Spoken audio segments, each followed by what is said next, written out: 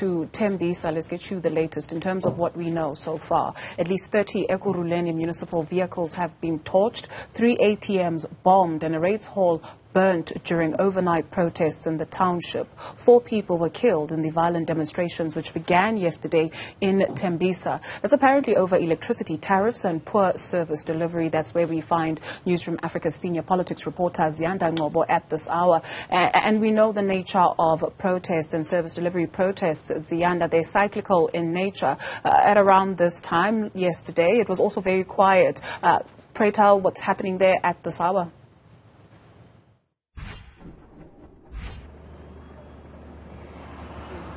Good afternoon, Dudu. Well, what I have to show you here is nothing short of a war zone. And again, questions of whether or not there was even crime intelligence to detect then how this protest would morph itself are once again coming to the fore. I mean, where I'm standing, and my colleague Ekurhuleni will show you just those torched vehicles that were actually, bombed overnight. There are at least 5 here, but we're told that at least 30 were torched overnight at this particular facility in Rabasotho. It's where also there's a rates hall where residents of this area, Rabasotho, would be able to then come and, query their rates. And you'll know then that some of the issues that have been raised is around the tariffs and the flat rates regarding then the electricity. To my left, my colleague will show you then the rates hall. We're just going to move in slightly closer because that's where you can see then where a lot of damage was done to this rates hall. And one wonders also regarding the documentation, whether or not it was digitized. There's also 3 ATMs that have been bombed in that overnight protest action. I mean, some will tell you that this was what started out as a peaceful protest seems to have been hijacked by criminals. Much like I think this reminds me of that July unrest in terms of just what is meant to be an initial cause turning and morphing itself into something else. As you can see, the damage there, there's that corrugated iron that's basically collapsed as a result of what has actually burnt down. As you would have seen just briefly, there are efforts to now clean up, but interestingly enough though as well, there's still a building that is still burning. There is still that stench, or not a stench rather, but you can see the smoke coming out of this building. And this is where then there's also the Tembisa Customer Care Center. My colleague Nkosi will show you just that building where there's still smoke coming out. And this is yet more of the damage that's taken place. But I also want to now also try and bring in the MMC for community safety. That's Letlogonolo Moseki, because he's been here this afternoon to actually get an assessment of the damage that has been done. He's been here since the morning, I'm told, just to get an understanding then, Mr. Moseki. Firstly, how soon will we get an assessment of the cost of this damage? Yeah, well, good afternoon to you and to your viewers back at home. We are having our officials on the ground right inside of this building. They have taken stock of these vehicles, and I'm sure by end of the week, the latest, we will then be having a situation where we've been able to attach amounts to this entire mess. It is a mess indeed. In fact, it's nothing short of a war zone, really, if you look at just the extent of the damage. And one wonders how concerned you are then going into this evening about other than municipal infrastructure which could be at risk. And are you still confident that this is a protest over electricity, or has this morphed itself into something else?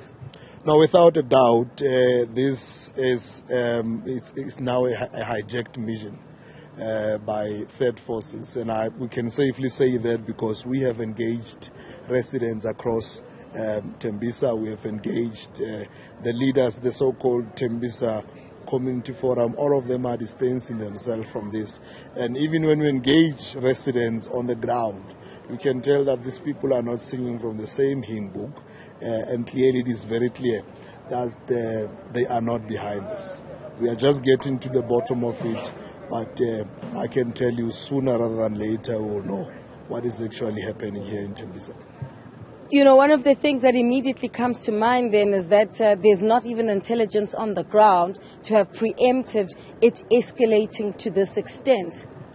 Well, we're even calling on SAPs. I'm sure you can clearly tell here that we've got only EMPD. We've been asking SAP to come here as a force multiplier. They are nowhere to be found. Only few that has been sent thus far, but I know the executive mayor is in talks with the premier to make sure that we are assisted in terms of that. But beside that, we are equal to task. It's worrisome indeed that such activities can happen whilst we've got intelligence in the country. That on its own reminds you of what happened back in 2021, July. Is it coincidence that it happened now on the 1st of August, a year later? These are well coordinated and orchestrated activities, and as I've indicated, we'll certainly do need them on the bar. When you look then at the types of infrastructure that's been damaged, I mean the rates hall, the customer care center, I mean were some of the documents even digitized?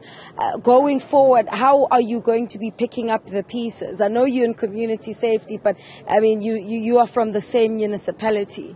Yeah, look, as I've indicated, we've got our colleagues who are here right now. They are busy on the ground as we're speaking, who are checking that out and who will then be able to advise us. But obviously, these are office spaces where a lot of our information were kept, and it went up the flames, and clearly we have lost a whole lot of information thereof. But I'm sure finance will then be able to give us clear indication as to whether we're able to retrieve that information or it's all lost. All right, that's Lishonolo Moseki. He is the Community Safety MMC here in Ekurhuleni. But just before we go, you'll see then, there is efforts to just clear up, especially, the remnants of the bombed ATMs. You would have seen the sign Nedbank there.